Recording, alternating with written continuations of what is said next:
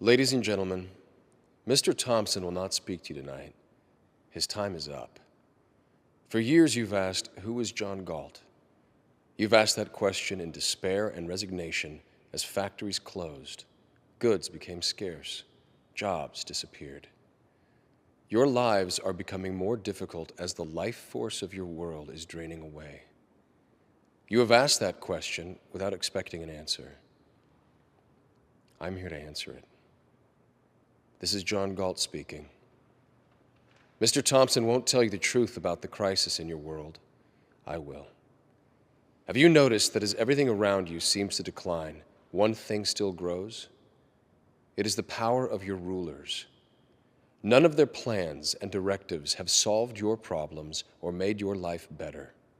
The only result has been their increased control over you at the cost of your freedom. Do you know why? You gave them the power. They called for your sacrifice, and you thought it was noble. They said if you worked for yourself and your family, that you were selfish and uncaring, and they made you feel ashamed.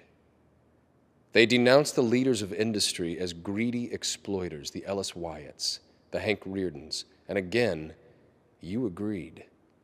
And then you ask, why did they and others like them disappear? I took them from you. Their achievements flowed from their creative minds.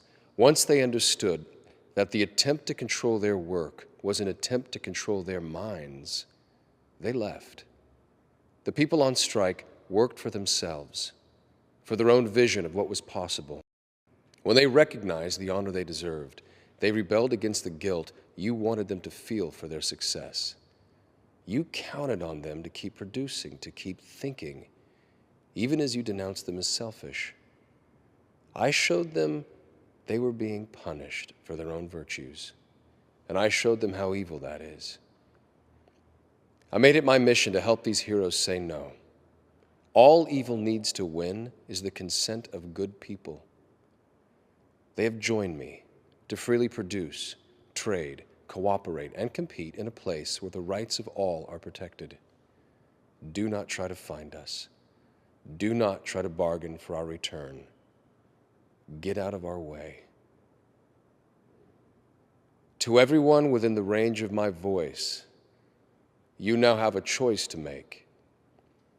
If you decide to support the notion of sacrifice enforced by the state, your game is up.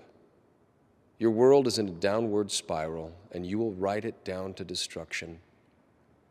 But if you share the values of our strike, if you believe that your life is a sacred possession for you to make the most of, if you want to live by the judgment of your own mind, not edicts from the state, then follow our lead.